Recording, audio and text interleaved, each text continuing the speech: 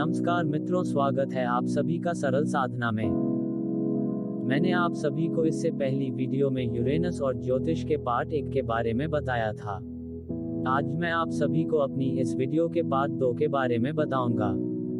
Video को अंत तक अवश्य देखें और यदि आपको वीडियो पसंद आए तो लाइक अवश्य करें और हमारे चैनल को सब्सक्राइब करें। षष्ठम स्थान, शिष्ट भाव। पागलपन, स्नायु मंडल में कमजोरी, रोगी, अधीनस्थ लोगों से अनबन, लंबी बीमारी इलाज वाली नहीं। षष्ठ भाव में अरुण होने से जातक इलेक्ट्रॉनिक्स, इंजीनियरिंग में रुचि होती है। कभी वो बहुत शिष्ट व मैत्रीपूर्ण व्यवहार भी करता है। अष्ट स्थान में पापग्रह शुभ फलदायी होता है।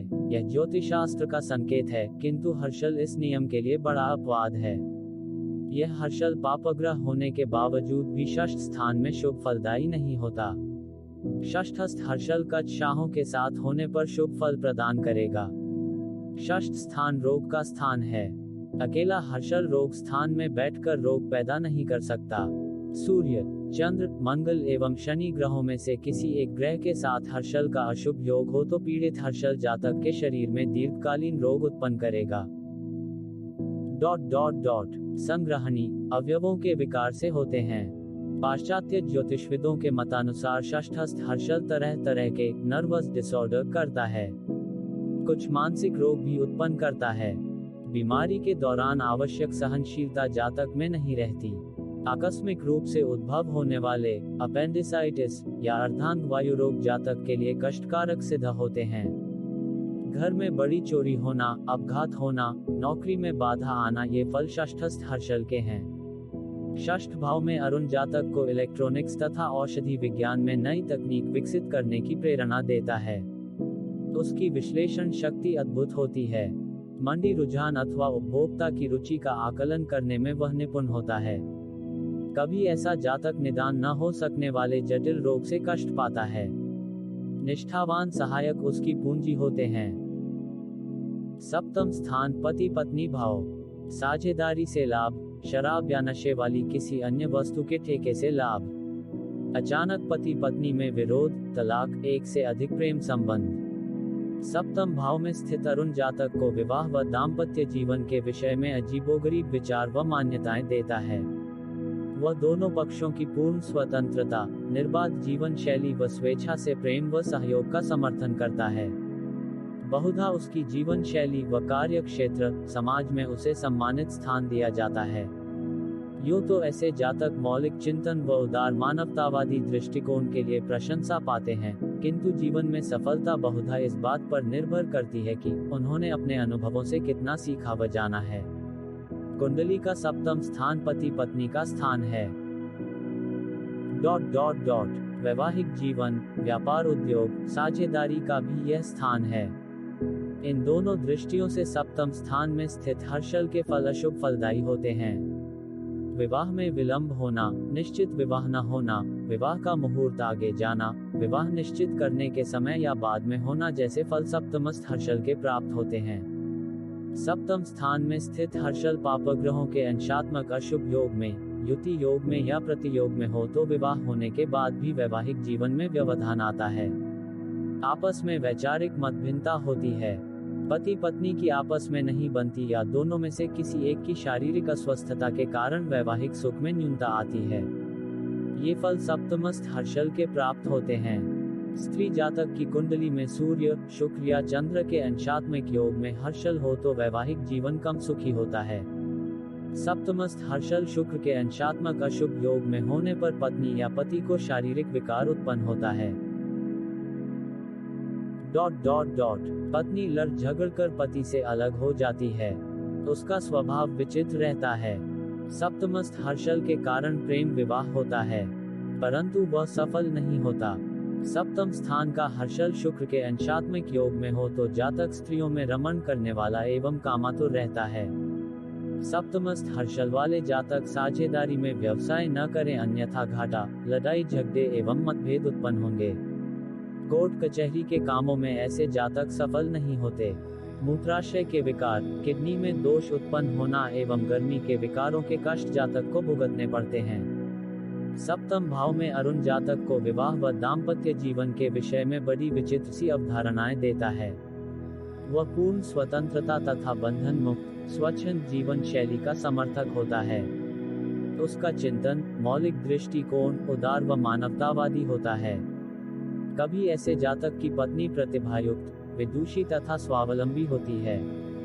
मतभेद या विचार विषमता को यदि प्रभावशाली ढंग से सुलझाया नहीं गया, तो अलगाव या तलाक होना सहज संभव है। अष्टम स्थान मृत्यु भाव। विवाह के उपरांत कष्ट व आर्थिक हानि, दुर्घटना में चोट, किसी की अचानक मृत्यु, सट्टा, रेस, लॉटरी, बीमा कंपनी से अचानक लाभ, हृदय व हृदय से संबंधित रोग। अरुण यदि अष्टम भाव में हो तो जातक रहस्य, रोमांस व गुप्त विद्याओं में रुचि लेता है। कभी अप्राकृतिक यौन संबंधों में उसकी रुचि होती है। प्रकृति के रहस्यों को जानने की प्रबल इच्छा कभी उसे शारीरिक, मानसिक या आर्थिक रूप से हानि पहुंचा सकती है। कुंडली में अष्टम स्थान में हर्षल हो तो उसके अनिष्ट एवं अशुभ फल प्राप्त होते हैं। क्रूर नक्षत्र का हर्षल अष्टम स्थान में अपघात या अपघाती मृत्यु देता है। दूषित या पीड़ित हर्षल अष्टम स्थान में अपघात दर्शाता है। मृत्यु के समय चमत्कारिक या अनियमित स्थिति यह हर्षल ही पैदा करता है। वृषभ, कन्या, मकर राशि का हर्षल गुरु या शुक्र के शुभ योग में अष्टम स्थान में होने पर आकस्मिक धन लाभ कराता है। अष्टम भाव में अरुण जातक को रहस्य, रोमांच तथा गूढ़ विद्याओं में रुचि देता है। कोई जातक अप्राकृतिक यौन संबंध के कारण शारीरिक व मानसिक कष्ट पाता है। मतांतर से अष्टमस्थ अरुण दुर्घटना, आर्थिक क्षति तथा अचानक अप्रत्याशित मृत्यु का कारक होता है। नवम स्थान भाग्य भाव।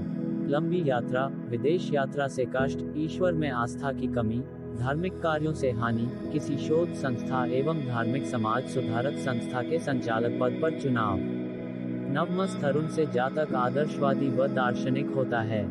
धर्म, राजनीति व शिक्षा के क्षेत्र में क्रांतिकारी सुधार लाने में उसकी रुचि होती है। कोई असामान्य या विचित्र वस्तु उसे आकर्षित करती है। वह बिना सोचे समझे झटपट निष्कर्ष निकाल लेता है। उसमें अनुशासन व संयम की कमी होती है तथा सहज ही लक्ष्य से भटक जाता है। नवम स्थान में हर्षल शुभ फलदायी होता है। नवमस्थ हर्षल के कारण जातक ज्योतिष, तत्व ज्ञान एवं अन्य गूढ़ शास्त्रों में रुचि रखता है।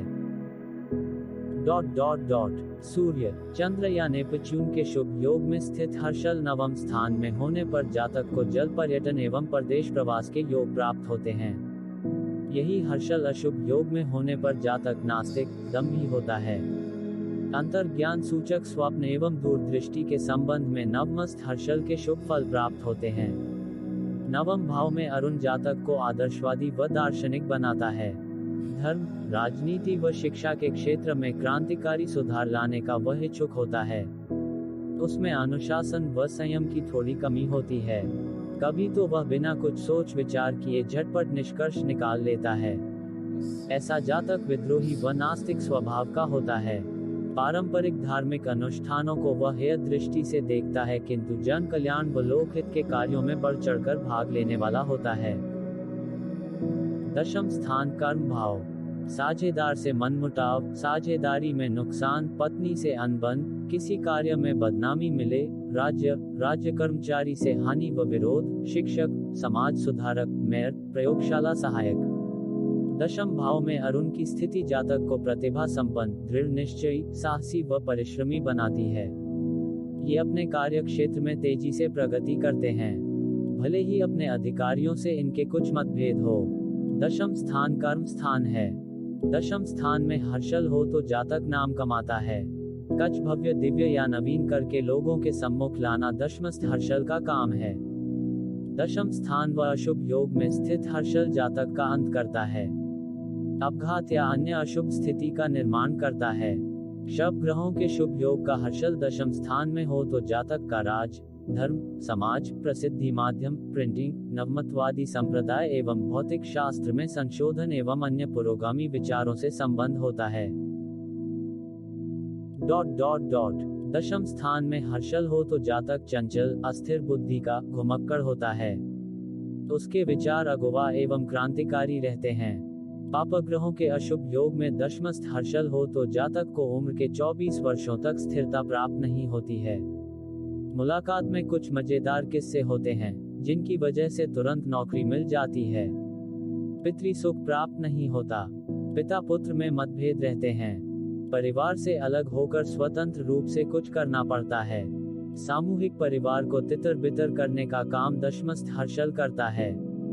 पिता के व्यवसाय में 2 या 3 परिवर्तन होते हैं या समय से पूर्व निवृत्त हो जाने से नौकरी आधी ही होती है। जातक स्वयं चौकस एवं बुद्धिमान होने से एक ही समय में कई क्षेत्रों में कार्यरत रहता है। जातक की जन्म कुंडली में हर्षल के साथ गुरु, बुध, शुक्र एवं चंद्र का शुभ योग न हो तो जातक अनेक विषयों में हिस्सा लेता है, लेकिन एक भी विषय में प्रवीण नहीं बनता। कुल धर्म, त्योहार, व्रत धर्म, आचार विचार, उपवास आदि बातें जातक को मान्य नहीं होती। अनियमितता हर्षल का स्थायी भाव है। ऐसा जातक अहंकारी रहता है। दशम भाव में अरुण जातक को प्रतिभा संपन्न, दृढ़ निश्चयी, साहसी, पराक्रमी बनाता है। बहुधा वह कार्य क्षेत्र में बहुत तेजी से उन्नति करता है। ऐसा जातक निष्ठावान कार्यकर्ता होता है। वरिष्ठ अधिकारियों से मतभेद होने पर भी वह निष्ठापूर्वक कार्य करते हुए लक्ष्य प्राप्ति में पूर्ण सहयोग देता है तथा मान प्रशंसा पाता है। कभी ऐसा जातक थोड़ा सनकी, असामान्य, संवेगी किंतु कार्य कुशल होता है। एकादश स्थान लाभ भाव। साहित्य, ललित कला, गायन व कला के क्षेत्र में सफलता, अनेक व्यवसाय व एक से अधिक धन लाभ के साधन, कवि, साहित्यकार, लेखक, मित्रों द्वारा विश्वासघात। एकादश भाव में स्थित अरुण जातक को करुणा, अंतःप्रज्ञा, सामाजिकता व प्रगति करने की शक्ति देता है। समूह में ये लोकप्रिय होते हैं। बहुधा मैत्री करने व मैत्री तोड़ने में कुछ दिखाते हैं। प्रायः किसी नई वस्तु का अनुभव पाने के लिए ये लालायित रहते हैं। बहुधा वृद्धावस्था में ज्योतिष अथवा तंत्र में इनकी रुचि व अधिक उतावलापन होता है। कुंडली के एकादश स्थान यानी लाभ स्थान में स्थित हर्षल के शुभ फल प्राप्त होते हैं। पाश्चात्य ज्योतिषी एकादश स्थान का अधिपति हर्षल को ही मानते हैं। सामाजिक, शैक्षणिक, सहकारिता एवं बैंकिंग क्षेत्र में ऐसे जातक कुशल होते हैं। अशुभ हर्षल एकादशस्थ हो तो संतान सुख में बाधा उत्पन्न होती है। संतान कम होती है या उसे अपघात होता है। एकादश स्थान में स्थित हर्षल अष्टमेश, पंचमेश, धनेश एवं लाभेश के अंशात्मक शुभ योग में होने पर आर्थिक लाभ प्राप्त होते हैं। स्वपरिश्रम से, दत्तक विधान से, वसीयत के माध्यम से या अन्य मार्गों से जातक को बड़े आर्थिक लाभ प्राप्त होते हैं। पीड़ित हर्षल आर्थिक नुकसान, माता को दीर्घकालीन बीमारी आदि को फल देता है। एकादश स्थान में स्थित हर्षल होने पर जातक कुशाग्र बुद्धि का, लगन से अध्ययन करने वाला एवं अपनी शिक्षा पूर्ण करने वाला होता है। ऐसे जातक के मित्र एवं अनुयायी काफी होते हैं। असामान्य बातों में या अपरिचित शास्त्र में वह लाभ कमाता है। शिक्षा पूर्ण न होने की स्थिति में भी जातक बौद्धिक क्षेत्र में अपना रौब जमाता है। एकादश भाव में अरुण जातक को अंतर्प्रज्ञा का धनी, सामाजिक प्रगतिशील बनाता है। नई वस्तु के प्रति सहज आकर्षण इसे उतावलापन देता है। मित्र व परिचितों के बीच स्नेह व सहयोग मिलता है। मैत्री करने व मैत्री भंग करने में जल्दबाजी कभी कष्टदायक होती है। वृद्धावस्था में ज्योतिष या तंत्र में रुचि होती है। बहुधा मित्रों के सहयोग से उसे अप्रत्याशित लाभ मिलता है। द्वादश स्थान व्यय भाव। जनता सेवा, दवाइयों, तरल पदार्थ, एक्सरे इत्यादि से लाभ।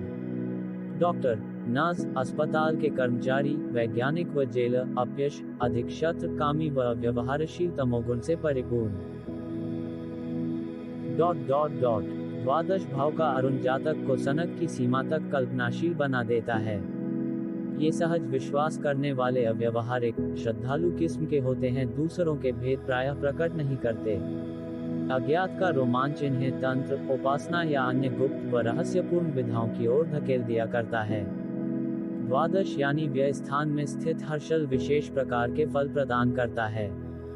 पाप ग्रहों के योग में स्थित या पीड़ित हर्षल जातक के जीवन में बड़े बड़े आर्थिक संकट उत्पन्न करता है। बीच बीच में आर्थिक संकट छाए रहते हैं। किसी की जमानत देने के कारण, घर पर डकैती होने के कारण या घर में हुई चोरी के कारण या व्यापार में अचानक आए आर्थिक नुकसान के कारण धनहानि होती है। भाईचारा या अन्य कारणों से कोर्ट कचहरी में दीवानी मुकदमे चलते हैं। इस कारण भी काफी धन खर्च होता है। पिता का अपने भाई से मनमुटाव रहता है। बंधुओं में से एक बंधु से कष्ट पहुंचता है। पिता का कोई भाई घर से भाग जाता है तो कोई पुत्रहीन रहता है। पैरों में अधूरापन, दृष्टि दोष रहना, आंखों पर शल्य क्रिया जैसे फल भी व्ययस्थ हर्षल देता है।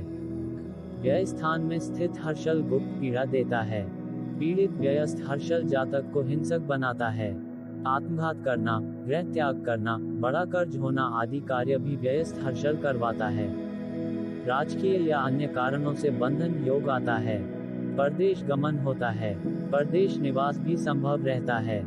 अध्यात्म, भूविद्या एवं असामान्य बौद्धिक कार्यों में जातक प्रगति करता है। चाल में अनियमितता, चलते समय कर्मठ चेष्टा करना, पैर छोटा होना या लकड़ी का पैर होना जैसी अवस्था व्ययस्थ हर्षल के कारण होती है। द्वादश भाव में अरुण जातक को सनक की सीमा तक कल्पनाशील बनाता है। अज्ञात का रोमांच तथा अलौकिक चमत्कार में दृढ़ आस्था इसे तंत्र उपासना अथवा गुप्त व रहस्यपूर्ण विद्याओं की ओर धकेला करती है। निश्चय ही ऐसा जातक कभी अप्रत्याशित दंड या आर्थिक हानि पाता है तो कभी इसे बहुत सुख भी मिलता है। मित्रों, ये थी यूरेनस और ज्योतिष से संबंधित कुछ महत्वपूर्ण जानकारी। अगली वीडियो में मैं आपको तिथि एवं तिथि स्वामी के बारे में बताऊंगा। इस वीडियो को ज्यादा से ज्यादा शेयर करें जिससे लोगों तक ये जानकारी पहुंच सके। वीडियो को लाइक करना मत भूलिएगा और चैनल को सब्सक्राइब अवश्य कर लीजिए जिससे मेरी वीडियो आप तक सबसे पहले पहुंचे। धन्यवाद।